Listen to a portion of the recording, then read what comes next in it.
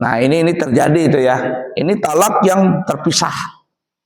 Talak 1, talak 2, dan talak 3. Baik di masa iddahnya si istri atau di masa rujuk setelah dirujuk kembali lagi. Apabila terucap sampai 3 kali, maka sang istri itu namanya sudah talak 3, ditalak 3 oleh suaminya. Udah ya, pertama ini ya dipahami ya.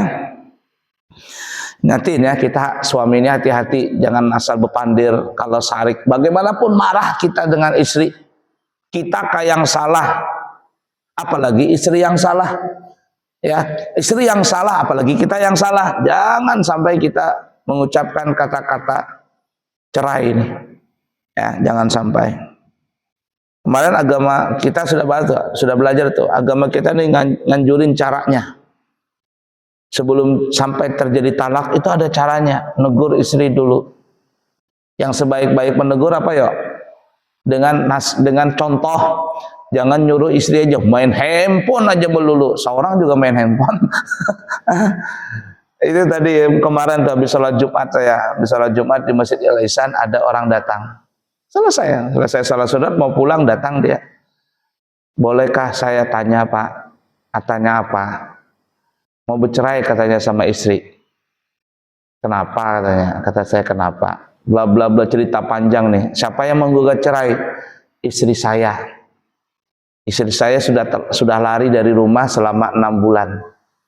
Kenapa kok bisa lari? Bla bla bla cerita panjang dan cerita panjang. Pokoknya mana? Saya bilang begini ya. Saya tidak bisa memutuskan siapa yang benar, siapa yang salah. 1, karena saya bukan hakim.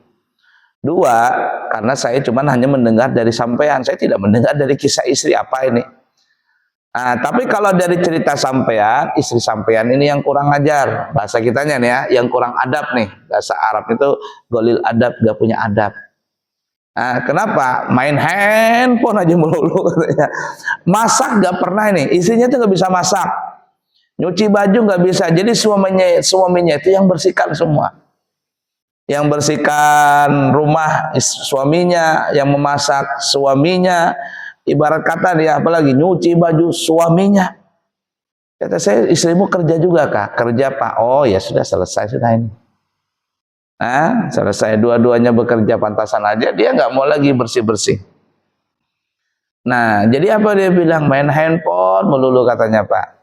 Nah, kemudian katanya mertuanya ini, maksudnya ibunya si perempuan ini, itu selalu manas-manasin untuk bercerai. Ya, akhirnya sudah terjadi itu. Nah, gimana Pak? Ya sudah, nanti kesampean mau kembali. Iya, saya mau kembali. Nah, selama ini kan masih belum bercerai tuh. Masih belum status bercerai, masih suami istri. Tapi karena istrinya sudah lari dari rumah suaminya balik ke Banjar, ya berarti ya sudah.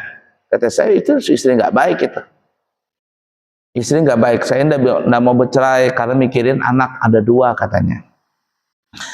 Terus kapan persidangan? Nanti tanggal berapa itu persidangan? Datang nggak saya Pak? Sampean harus datang.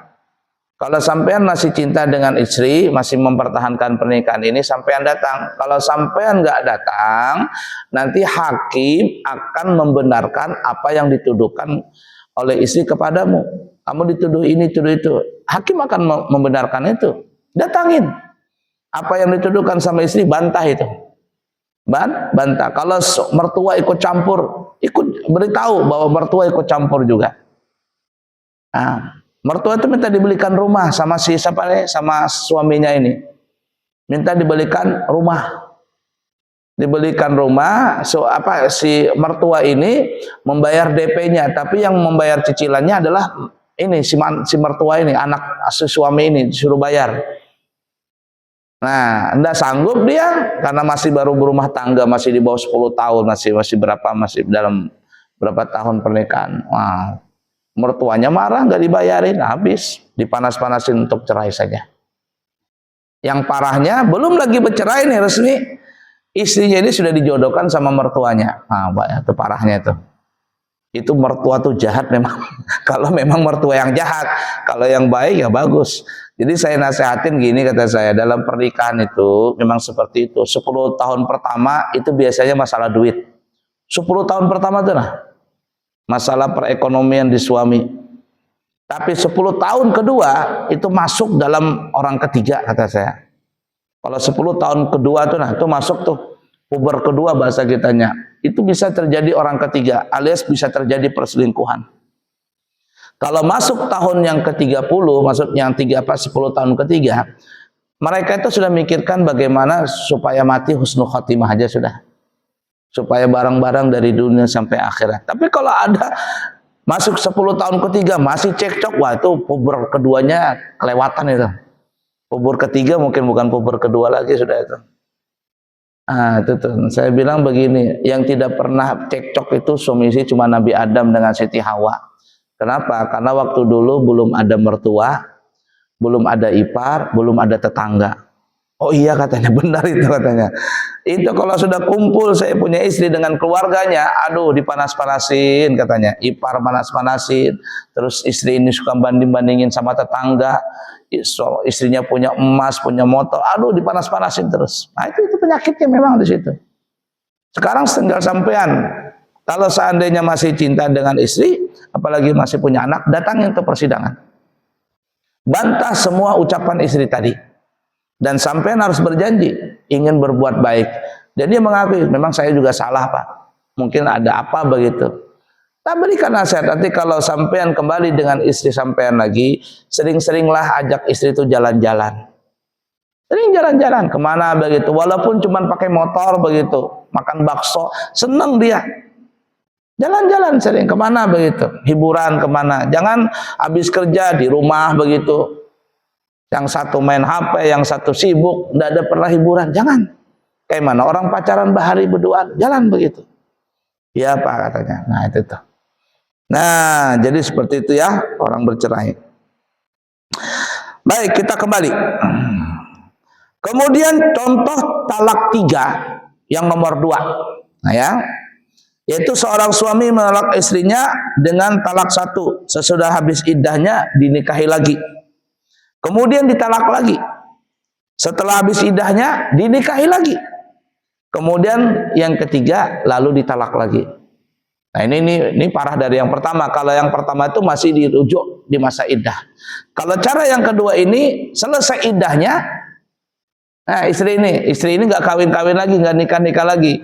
Kata suami kita kembali yuk. Nikah lagi, nikah basah. Ya, nikah baru semuanya. Ternyata jalan beberapa bulan, cekcok lagi. Cerai lagi, 2 sudah. Ya, 2. Kemudian apa lagi? Selesai iddahnya. Nikah lagi basah.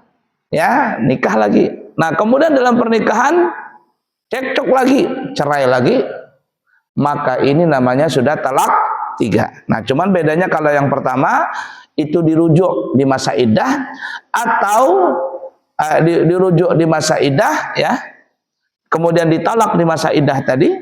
Kalau yang kedua ini adalah dirujuk, bukan dirujuk ya, nikah baru setelah iddahnya selesai, dan itu berlangsung sampai 3 kali talak tadi.